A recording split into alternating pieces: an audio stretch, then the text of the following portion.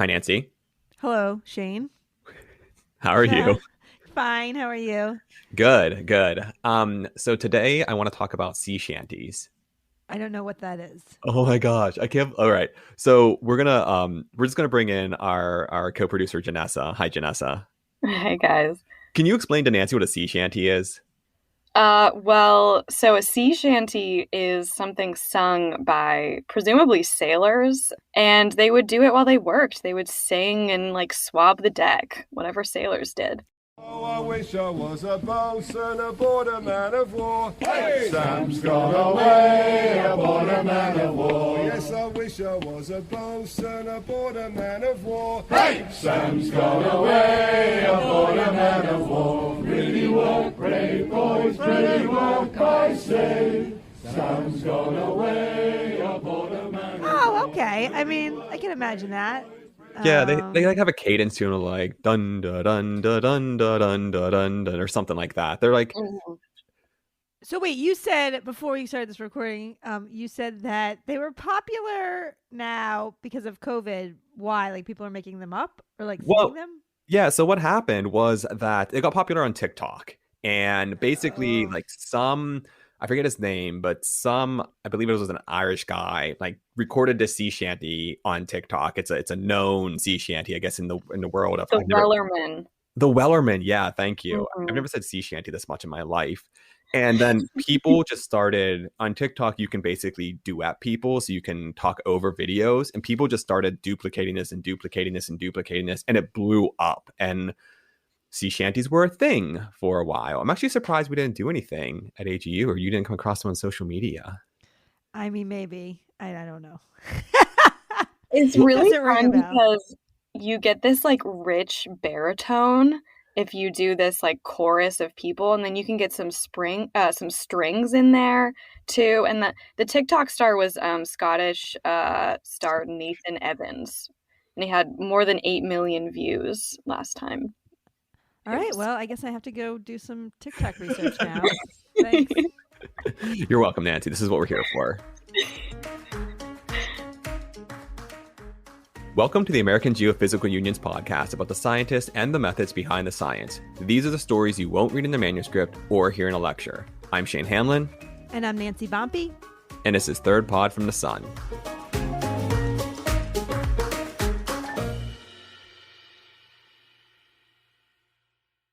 Nancy, we're not just trying to kind of bring you up on the current TikTok trends, though that would just be a fun episode to try and describe some of these things. Uh, but yeah, we're going to be talking about, well, maybe not necessarily sea shanties, but I'll let Jenessa, who brought us this episode, kind of get into the actual description. Right. So today we're going to hear a tale about the high seas, which is why I want to start with sea shanties.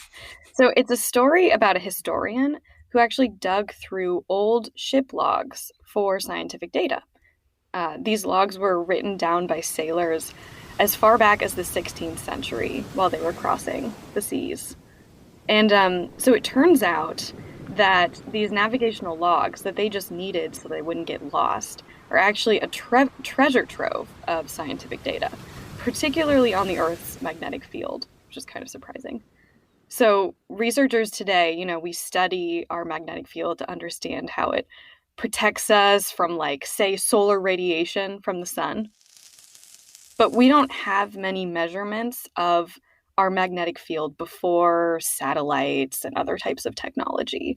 And so these maritime records are really rare and really interesting and took so much digging by this historian. So I want to tell you more about his journey getting into these maritime records, understanding what they mean about the Earth, and then publishing a study that's now been cited thousands of times, reconstructing the Earth's magnetic field.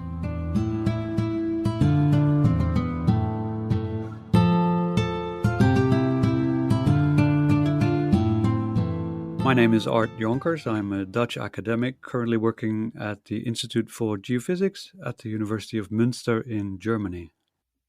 Before we get started, what exactly is the Earth's magnetic field, and what generates it? So the Earth's magnetic field is a force field. you can imagine field lines that exit at the South Pole and going all the way around the Earth, outside the Earth's atmosphere, into space, curving back in towards the North Pole and there entering again. So this is a field that affects instruments at the surface. For example, your compass. Your compass will try to align itself with the local magnetic field lines, just like iron filings on a piece of paper will try to follow the field lines of a bar magnet that you hold underneath. But the Earth's field is not a bar magnet of planetary proportions, because it's far too hot inside the Earth. Then bar magnet would melt almost instantly. So instead, it is a complicated process of the fluid motions and the Earth's rotation that generate a so-called liquid or fluid dynamo process. So why does the magnetic field change? Because it is generated not by a fixed bar magnet, but by a convecting, spinning liquid. It's just like airflow in the atmosphere, only down, deep down at the top of the outer core. And fluid flow affects the magnetic field, and the magnetic field affects the fluid flow. So it gets to be very complicated, and it changes over time. How did you get into this work? I'm fascinated with the notion of discovering like a hidden layer of information. My focus in history was on maritime history and the history of science. And that's where you have many scattered sources of people making natural observations all over the world. But this tends to be very patchy. So I knew I had to have a global way into understanding whatever I was going to be looking at. And in my case, I was interested in the geomagnetic field. So I needed a geophysically sound reconstruction of the field at that time. So I got in contact with the people at Leeds who were the geophysicists there were trying to do the exact same thing, trying to reconstruct the field in the past. As part of his historical research, Art was looking into what scientists back in history thought the Earth's magnetic field looked like. In order to compare their records with what was actually happening on Earth, he thought scientists must have some reference somewhere, right? Some map of what the Earth's magnetic field used to look like. But it turns out they don't, at least not over the last couple hundreds of years. There's actually a gap in our understanding of how Earth's magnetic field has changed. We know what it looked like throughout millions of years of Earth's history because you can actually look at records in old rocks and look at how their minerals recorded the magnetic field. But you can't do that for more recent rocks, and so we have this gap in our record. Art was frustrated by this, understandably, and he decided to make his own blueprint of what the Earth's magnetic field must have looked like over the last 400 years. He looked through maritime records and found measurements called magnetic declination to help him. So you used measurements of magnetic declination to reconstruct the magnetic field. What is that? So I tend to call it the third coordinate because you often find descriptions of ports and other land sightings specifying latitude so-and-so, magnetic declination such and such. Or if longitude is measured, then you often find triplets. So latitude, longitude, magnetic declination. So magnetic declination is simply the difference between true north, the top of your map, and the direction where your compass needle is pointing. What did you have to do to get the data, to get these historical measurements? The large majority of the observations comes from East India voyages, and that's based on the colonial enterprises, large, what we would now call multinationals with their own armies, and they were certainly not very nice in the colonies to the people they were trying to exploit there. Art goes and finds these old documents that are actually still around in libraries in Europe. And he looks over logs from the 16th to 20th centuries. This was a time when countries in Western Europe sent ships all over the world. Along the way, mariners took meticulous navigation logs of magnetic declination. Art set off on a years-long quest to unearth these measurements.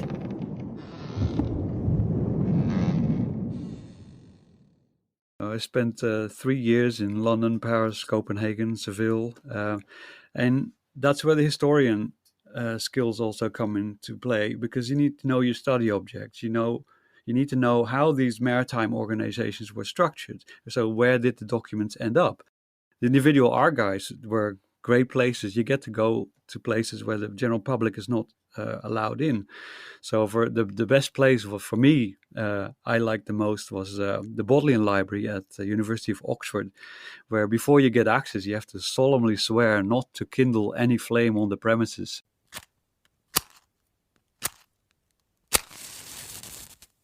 This is great. And then you eventually get access, and there's these massive rows of wood carved book stands and paintings on the wall, and it's like something out of Lord of the Rings. You half expect Gandalf to sit in the corner and studying some ancient tome.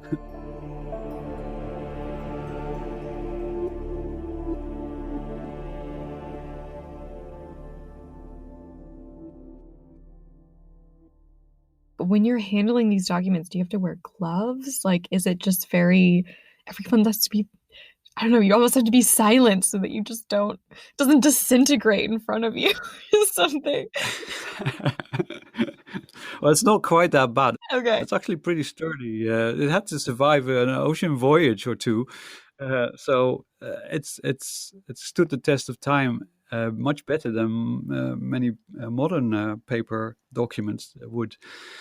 But the navigational logbook, it's great to handle these manuscripts. You don't have to wear gloves most of the time, but you do get very dirty fingers after a while. And there's also sand in the binding because they threw it over the page to let the ink dry. Really? And some of that sand then drops out when you open the manuscript. So if you touch that, then you may be the first person to touch that sand since the author touched it 300 years ago.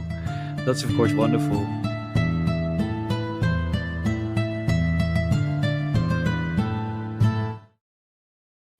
Something that I find really cool about these logs is that people were sailing all over the world during that time, from Europe across the Atlantic, but also down into the Indian Ocean and into the Tasman Sea, and even all the way to the Pacific. Art worked with geophysicists Andrew Jackson, Anne Murray, and Matthew Walker at the University of Leeds to turn these measurements into something scientifically rigorous. They had to triangulate where the ships actually were in space and account for the errors that navigators made along the way. At times, the work was a slog. The hardest part of it was the psychological toll, because you have to be sufficiently obsessive compulsive to keep going and focused, but not so compulsive that you go completely crazy. And you have to work in the dark for about 3 years, because we had to complete the entire archival phase before we could get onto the post-processing of correcting all these voyages spatially, and then do all the calculations. So you never know while you're working away in the archives whether what you've got is good enough to be able to succeed. Wow. How did you keep going? Well, so I like to walk a lot. So my free days, I walked across I got to know Paris very well, and London is my all-time favorite city. And and reading cartoons sometimes to get your mind off things.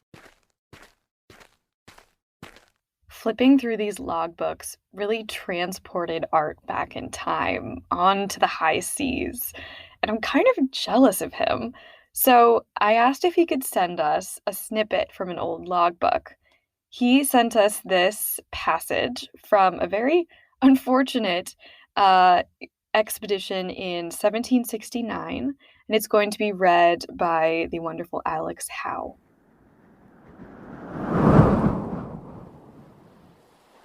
Very strong gales with excessive hard squalls and rain in a very large sea, with a dark, dismal-looking sky. At noon finding we had not the least prospect of a shift of wind, consulted with my officers, We unanimously agreed to bear away, thinking we'd be running too great a risk with the ship and ourselves to beat any longer in the sickly condition we are in, having 28 people incapable of doing any duty, and hardly a man on board that is not affected with the scurvy in some shape or other. We looked upon St. Augustine's Bay on the island of Madagascar to be the best port, knowing that there were plenty of good provisions to be had, which was the chief thing we wanted.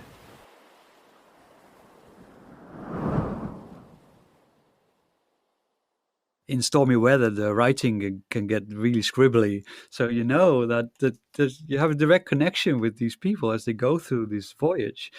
And occasionally there's these spectacular events like lightning strikes. In one instance, the ship Dover paralyzing and blinding part of the crew and destroying the rigging. So that's, of course, spectacular. And the best thing I found, the unforeseen little nuggets you discover, were the comet sightings. So occasionally a ship will be at sea and describe a comet that is not being seen anywhere else on Earth because they're so far away from the European continent. So there's one comet in 1747 in the South Indian Ocean that turned out to be the return leg leaving the solar system after it had been witnessed at the end of 1746 in Europe on its approach to the sun.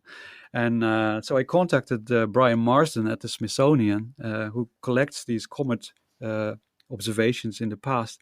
And with that second observation, we were able to pin down the comet orbit much more precisely than before. And it's these little nuggets that make it bearable, that then you suddenly discover something totally out of the frame. But of course, Art saw not only the wonders of history, but its evils too. And then there's numerous accidents being described, the occasional man overboard, the occasional suicide. And similarly, there were the slavery logs, which are navigationally very important because they cross the Atlantic in an east-west direction rather than in a north-south direction. So that they cover a different part of the Atlantic in a different way, in a different type of navigation, which is called latitude sailing. But this was acquired at great cost, and the slavery logs themselves are deeply unpleasant reading. Art and his colleagues used data from many sources. It's hard to know what overall percentage came from slavery ships. Art thinks 6% of the data he looked at came from ships carrying enslaved people. In the past, Western researchers have taken away people's agency, consent, or land in the name of science. While these data weren't originally collected on ships for science, it's a reminder you don't have to look hard or far to find artifacts of racism in our data. And this is a problem that continues today in our algorithms. Yeah, you realize that the past really is a foreign country, and then people have completely different attitudes to things that we now find totally unacceptable. And there's limits to how much you can get into the mindset of somebody of 300-400 years ago.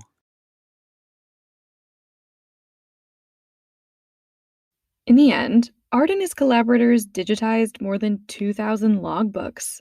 This work was done back in the 90s, so even though Art wrote computer programs to help with the work, it was still a painstaking process. Art thinks that perhaps if this was done today, you could use artificial intelligence to scan through the logbooks, but it would be challenging. A lot of these records are in old handwriting in Dutch, French, Spanish, Danish, and Portuguese, all languages that Art can read, by the way. I asked Art how many of these measurements did the team collect? It was 2,400 voyages and 177,000 observations of magnetic declination, inclination, and later also intensities. So in this study, you took these measurements and then you plugged them into a mathematical model. What did you find? So what we got out is what we call GeoFM1, the global field map of the first ever reconstruction of the geomagnetic field at the top of the core, spanning 4 full centuries, from 1590 to 1990. And since then it has been extended with satellite observations right up to the present day. And from this field map of the magnetic field, you can reconstruct the fluid flow of the molten iron at the top of the core. I was curious about this global field map that all of this work went into creating. So I looked up the paper. It's published in 2000 in the Royal Society, and I'm scrolling through the citations. You can see that this paper has been used in studies of the aurora, the fluid flow of Earth's core, space weather. I mean, there's all kinds of applications in here. The map also captures field features, geomagnetic field features, that provide constraints for people that are trying to model the geodynamo. So just putting physics into a computer and then trying to get a realistic Earth-like field. Now this is very difficult because these are very complex systems. So everyone with appropriate software can now generate their own field reconstructions for their own studies. And separately, the data set has been deposited with the World Data Centre through the British Geological Survey at Edinburgh. And hopefully they can also provide food for thought for future generations of investigators of the Earth's magnetic field. How did this project change the trajectory of your career?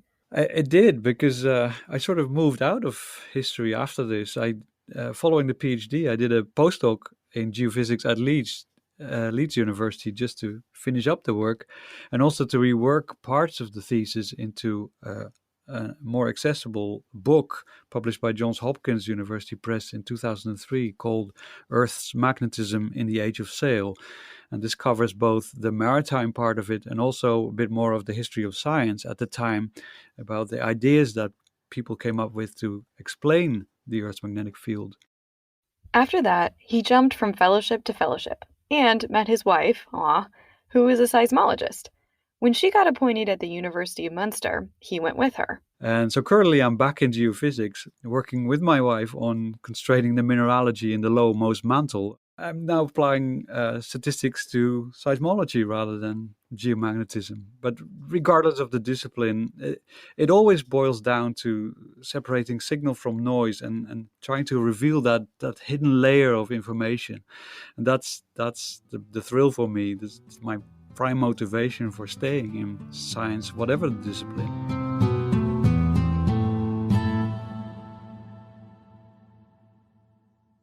It's so fascinating to me that we're able to learn so much about, I guess in this case, magnetic fields from the ship logs. What else is out there? Like, what else could we learn from other ship logs?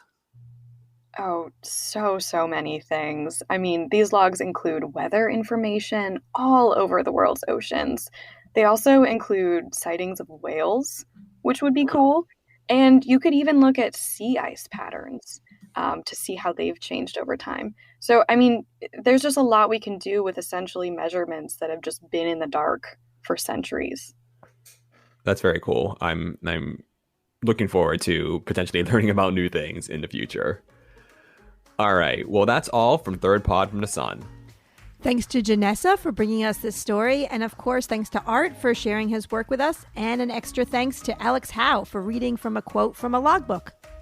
This podcast was produced by Jenessa, and thanks to our sound engineer, Kayla Surrey. We'd love to hear your thoughts. Please rate and review us on iTunes. You can find us wherever you get your podcasts and at thirdpodfromthesun.com. Thanks all, and we'll see you next time.